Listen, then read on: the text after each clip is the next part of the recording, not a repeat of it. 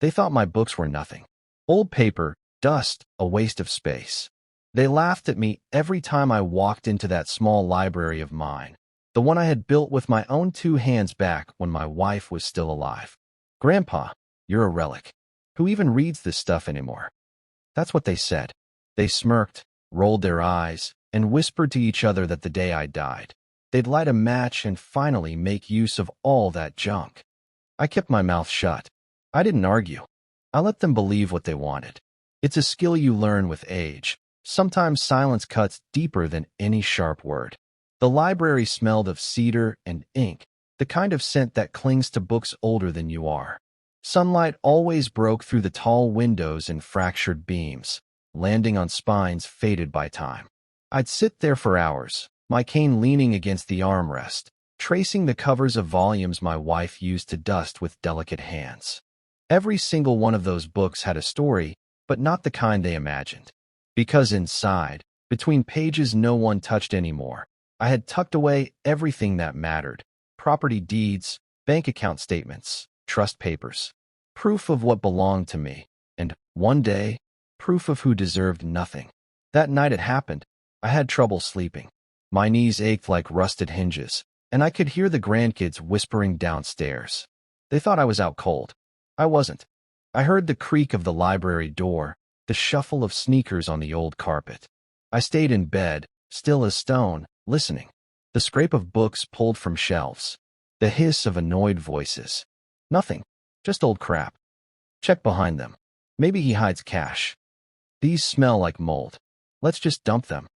My chest burned, not from fear, but from something colder. I imagined them tossing those books, the very books their grandmother had loved, like they were trash. They wanted quick money. They wanted shortcuts. They thought they could strip my life bare while I was still breathing. By dawn, I found the evidence. Piles of books thrown out into the yard, pages fluttering like broken wings in the morning breeze. The grass was littered with my life: faded covers, torn spines, photographs that had slipped out from between pages. They didn't even bother to pick them up. I stood by the window, the sun glaring against the glass, and for a moment I felt something dark settle deep in my chest. Anger, yes, but also a strange kind of satisfaction. They had just sealed their own fate. Because what they didn't know, what they couldn't possibly imagine, was that by tossing those books into the dirt, by treating my library like garbage, they had destroyed the only path that could have ever led them to a future in my will. I sipped my coffee slow that morning, the bitterness heavy on my tongue. My hands didn't shake as I dialed the sheriff's office. Just a calm, steady voice explaining that some reckless kids had broken into my study, damaged property, and tried to burn evidence. I asked if they could send someone by. By afternoon, the yard was swarming. A fire truck parked crooked on the gravel, red lights flashing against the walls of my house. Officers snapped photos, cataloging the mess.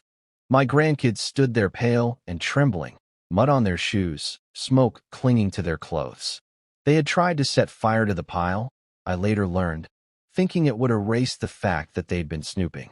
But the neighbors had already seen. The call had already been made. One of the cops found the metal box hidden inside the false bottom of a burned book. He carried it over to me like treasure. I opened it in front of everyone, the grandkids watching with wide eyes. Inside were the original deeds, notarized and sealed, perfectly intact. Their faces fell as if I'd ripped the ground out from under them. The officer turned to me, asking if I wanted to press charges. I looked at my grandkids, smug, spoiled kids who thought they were clever. I remembered their laughter, their cruel jokes about burning my life's collection. Yes, I said.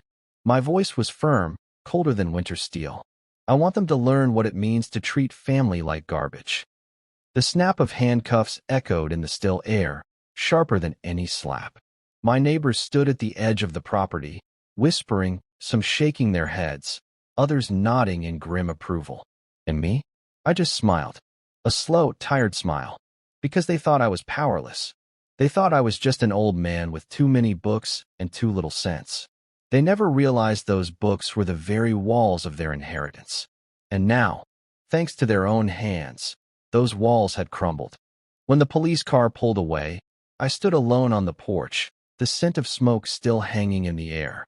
The ruined pages fluttered across the yard like ashes. I bent down, picked one up, smoothed it flat. It was a page from my wife's favorite novel, edges charred but words still legible. I tucked it into my pocket, close to my heart. I whispered to myself, she'd be proud. Because revenge doesn't always need fire. Sometimes it just needs patience and a good memory. And this was only the beginning. The night after the police took them away, the house was so quiet I could hear the clock in the hallway tick like a hammer. Every tick was a reminder they'd crossed a line. And even though the law gave them a taste of what they deserved, I wasn't finished. Not by a long shot. I sat in my armchair in the library, what was left of it. The smell of smoke still lingered, faint but sharp, like a scar you can't wash away. Some books had survived, stacked neatly in the corner, but the sight of empty shelves gnawed at me. My wife's ghost seemed to hover in that room. She loved order, respect, tradition. If she'd seen what our grandchildren did, she would have looked at me with that quiet, piercing gaze that always meant one thing. Don't let them get away with it. And I wouldn't. The next morning, I walked into town. The cold air bit at my face, and the sidewalk glittered with frost. People watched me as I passed. Some nodded with sympathy, others with a hint of gossip. They all knew what had happened. Small towns always know. At the bank, I asked to see Mr. Phillips, the branch manager. I'd known him for 30 years, back when I built houses for half this county. He greeted me with a polite smile, but when I told him what I wanted, his eyebrows rose. I want everything changed. Accounts, deeds, trusts. I want it airtight, John. Not a crack they can squeeze through. He leaned back in his chair, studying me. You're serious, Tom? I tapped my cane on the tile floor, each rap echoing through his office. Dead serious. My grandkids made it clear, they don't want family, they want money. So I'll make sure they get nothing but their own shame. We spent hours at that desk, going over paperwork. I shifted funds, rewrote beneficiaries, and locked every asset behind signatures only I controlled. The old will, shredded, right there in front of me. The new one, secured in a safe deposit box with copies sent to my lawyer in the city. By the time I left, the sun was sinking, staining the town in shades of gold and rust. My pockets held new keys, new documents, fresh power. That evening, my daughter, their mother, called. Her voice was thin, worn, trembling with excuses. Dad, they didn't mean it. Kids make mistakes. Maybe we can talk. Stop. My voice cut through like a blade. They set fire to your mother's books. They rifled through my things like I was already in the ground. Mistake? No. That was who they are. Silence. Just her breathing, uneven. Dad, if you push too hard, you'll lose them forever. I laughed, short, sharp, bitter. Lose them? Honey, they lost me. The second they touched those books, they burned the bridge themselves. I hung up. My hands shook, not from weakness, but from the weight of the decision I had made. The following week, the grandkids returned, escorted by their mother. They stood on my porch, shifting from foot to foot, faces pale but eyes still carrying that spark of arrogance. Grandpa, one of them muttered, it got out of hand. You just showed me exactly who you are. I didn't invite them inside. I stayed on the threshold, the winter wind whipping through. You want to know what those books held? Deeds. Trust papers.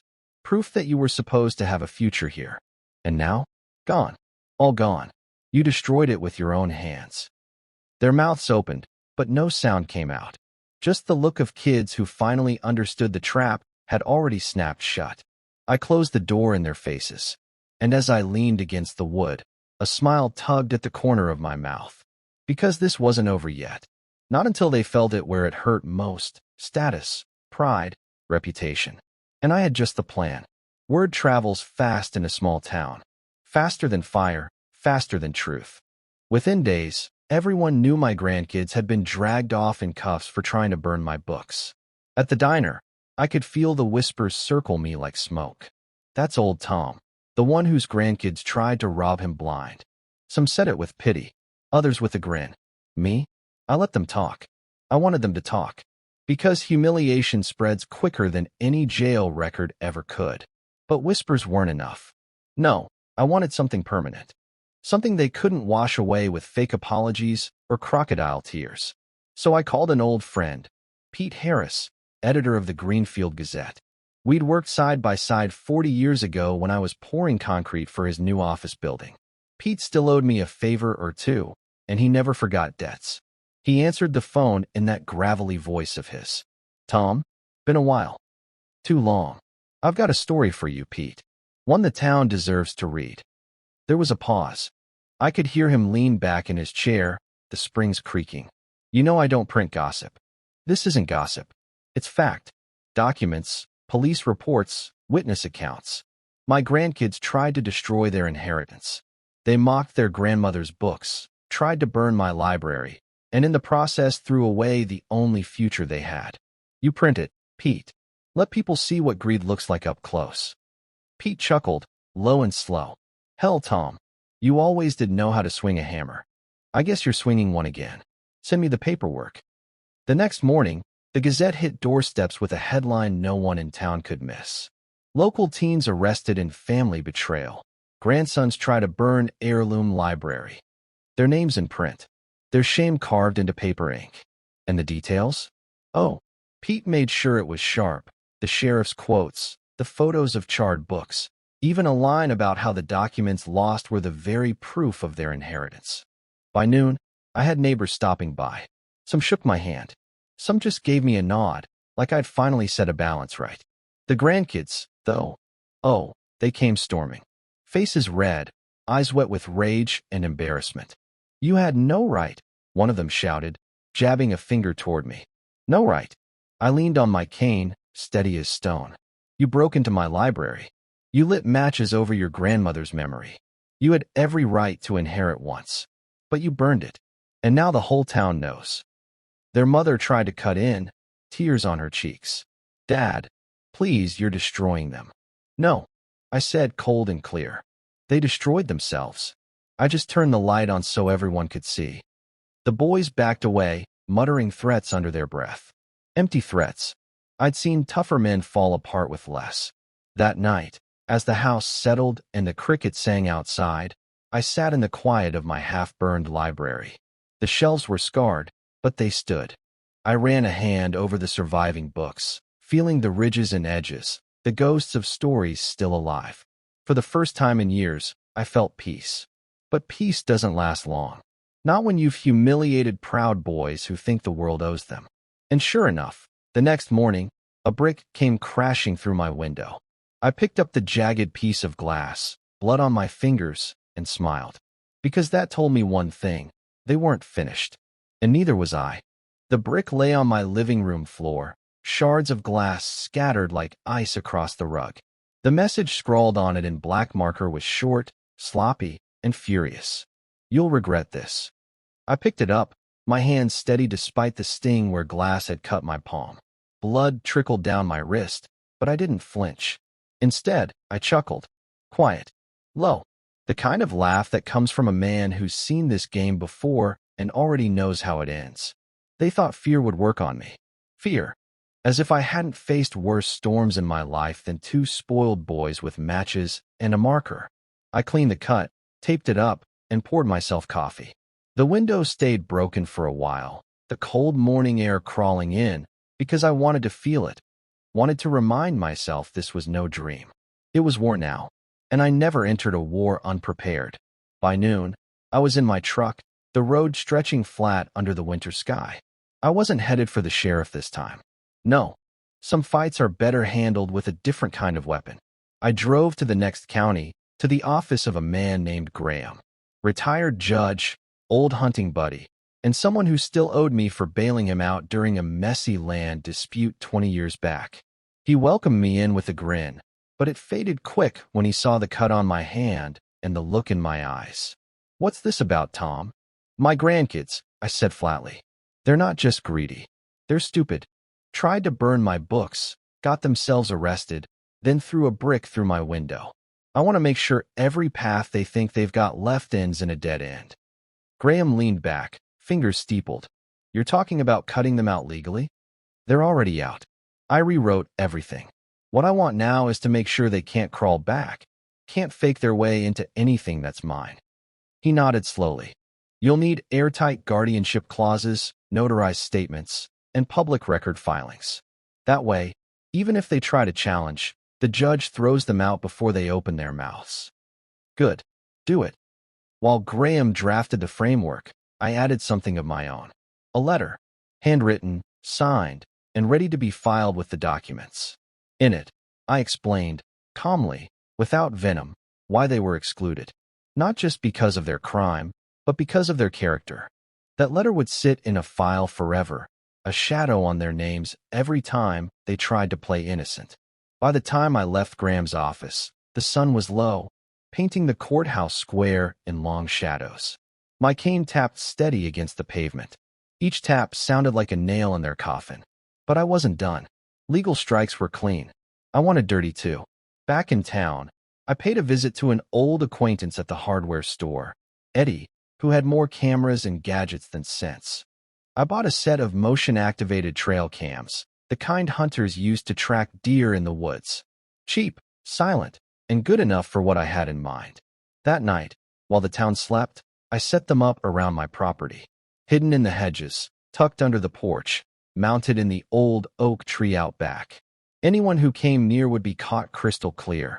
I sat back in my chair by the broken window, listening to the wind whistle through the cracks, and smiled. The grandkids thought they'd scared me into silence. What they didn't know was that they had just given me reason to escalate. The next night, the cameras lit up. Two figures in hoodies crept across my yard, carrying something heavy. Gasoline cans. Matches. And when they struck the first flame, they had no idea they were already caught. The first spark flickered like a firefly in the dark. My cameras caught it clear, the glow on their faces, the smirks, the stupidity. They thought they were shadows. But I saw everything from the monitor I had propped up on my kitchen table. I didn't rush. No. I wanted them to go far enough that there'd be no crawling back with excuses. Gasoline sloshed onto my grass, the stench thick even through the night air. They giggled, canisters tilted, shoes crunching over dead leaves. Then came the match. The flame caught quick on the trail of gas they'd poured toward my shed. My shed, built with my own hands, storing tools older than they were. The kind of tools that never failed a man when family did. I picked up the phone, dialed the sheriff. My voice was calm, steady. They're back. Cameras are rolling. Get here fast. I stepped onto the porch, cane in one hand, flashlight in the other. The beam cut through the dark, and the boys froze like raccoons in a spotlight. Grandpa, one of them stammered, dropping the matchbook. Don't grandpa me. I snapped, my words sharp as nails. You set fire to your own blood tonight. You think this town will ever forget that? You think I'll ever forget? Behind me, the wail of sirens grew louder, slicing through the night like a blade. Their eyes widened. Panic set in. One dropped the gas can, tried to bolt toward the fence. The other just stood there, trembling.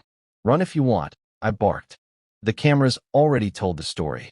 You're done. The cruisers skidded into my driveway, red and blue lights bouncing off the trees. Deputies poured out, guns drawn at first, then lowering when they saw who it was. The sheriff himself walked up, shaking his head.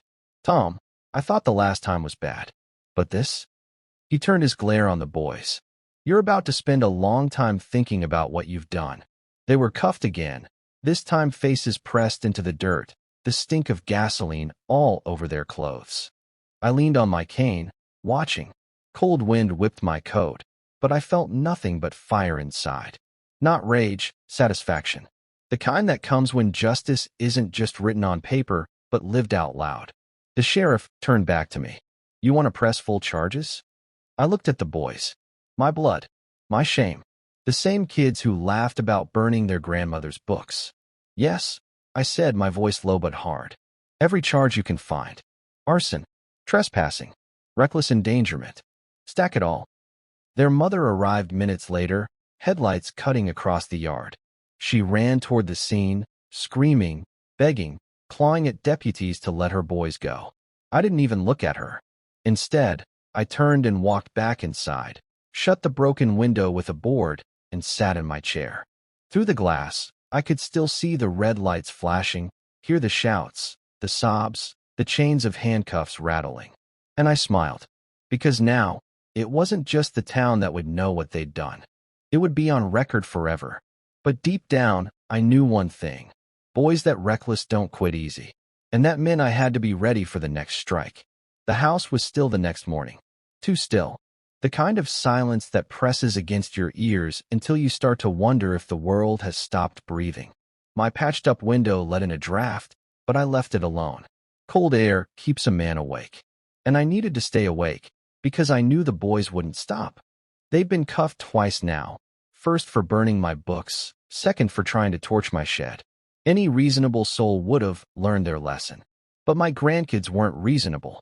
They were spoiled, entitled, and mean. And mean people, when cornered, don't retreat. They scheme. I poured black coffee into a chipped mug, stared at the steam curling upward, and felt the weight of years in my bones. My wife used to sit across from me in the mornings, reading the paper aloud. I could almost hear her voice in the silence. "Tom, don't let them make a fool out of you. They'll try again." And she was right. By noon, word reached me through Pete at the Gazette. He called, his voice sharp, cutting straight to the point. "Tom, you'd better sit down. Those grandsons of yours. They've hired a lawyer. Not for defense. For offense." I gripped the phone tighter. What the hell does that mean? They're filing complaints. Claiming elder abuse. Saying you're confused, paranoid, unstable. They want a judge to declare you incompetent so they can seize guardianship of your assets. For a moment, I said nothing. Just listened to the static hum on the line, my heart beating steady and hard. Guardianship. That was lower than fire and bricks. That was poison disguised as paperwork. Let them try. I finally muttered. They'll regret it. I hung up and drove straight to Graham, the retired judge. His office smelled of old cigars and oak polish. When I told him the news, he didn't look surprised, just tired, like he'd seen this trick 100 times before. "They'll argue you're senile, Tom," Graham said. "They'll bring in doctors, neighbors, anyone who'll say you forget things. They'll paint you as a liability, a danger to yourself. If a judge buys it, you lose control of everything." I leaned on my cane, glaring out his dusty window. They want me in a corner. A puppet. But they forgot something. I've been building traps longer than they've been alive. That afternoon, I called in my own reinforcements. Gary, an old army buddy who now worked in private investigations. The kind of man who didn't scare easy. He met me at the diner, sliding into the booth across from me with a grin and a recorder already in his pocket.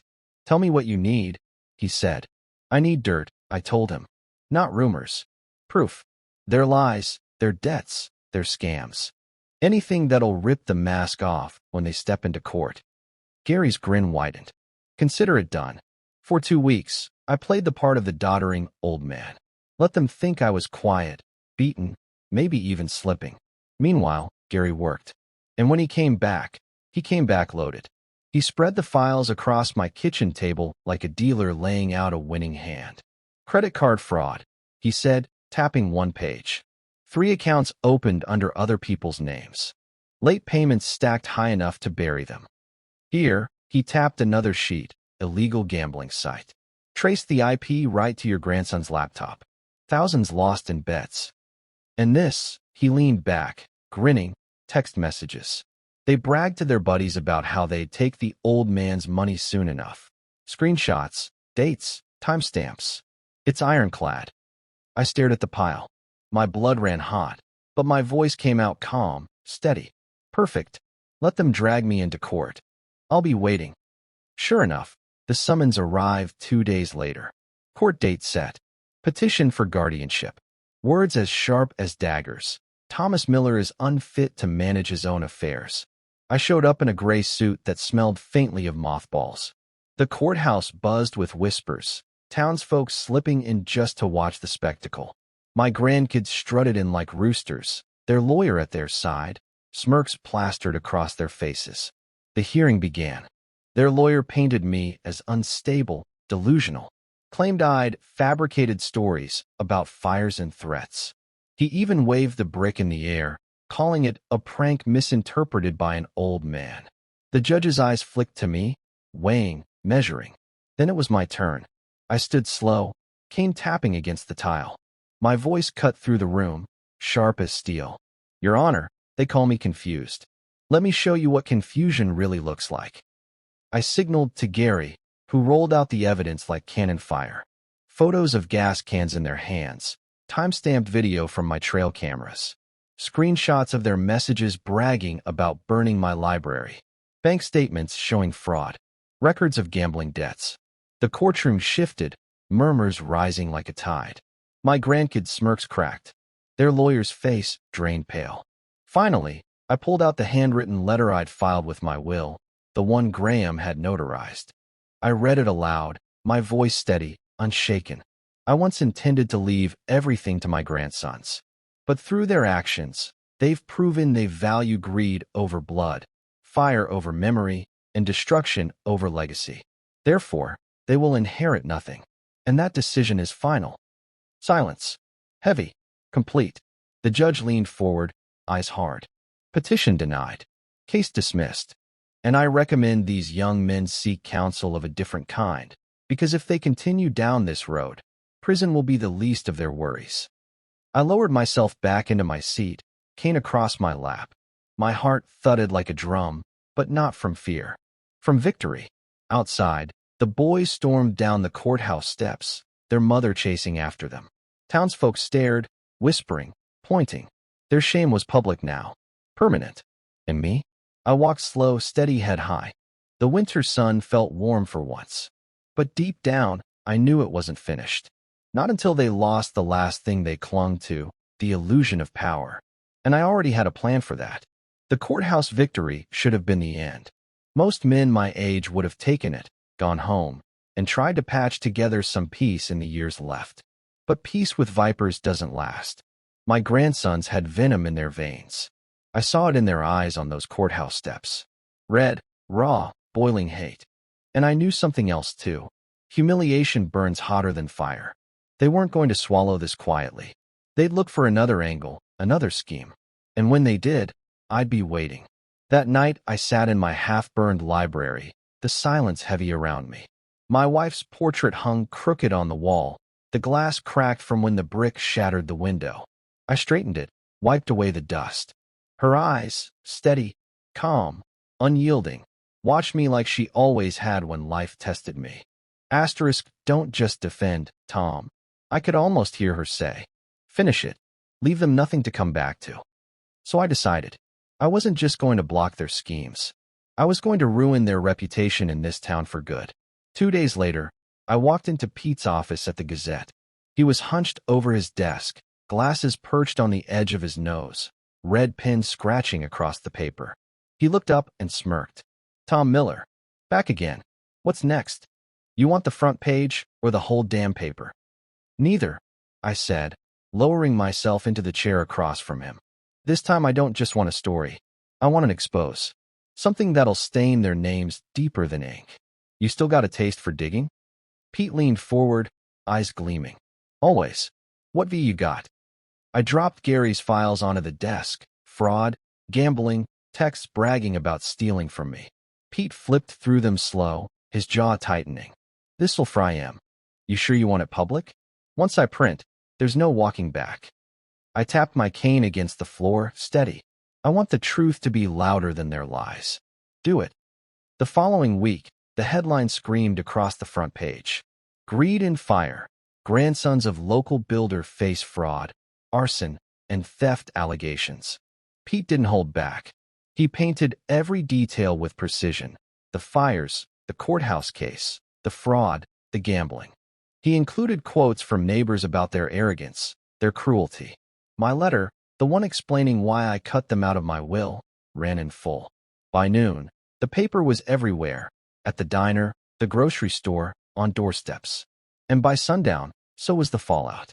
I was at the diner when the boys stormed in. Faces red, eyes wild, voices raised. You ruined us, one shouted, fists clenched at his sides. The diner went quiet. Every fork stopped midair. Every head turned. You did that yourselves, I said calmly, sipping my coffee. I just opened the curtains so the town could see the mess you made. You think you're some hero? The other barked. You're just a bitter old man. You'll die alone. I stood slowly, cane firm in my grip.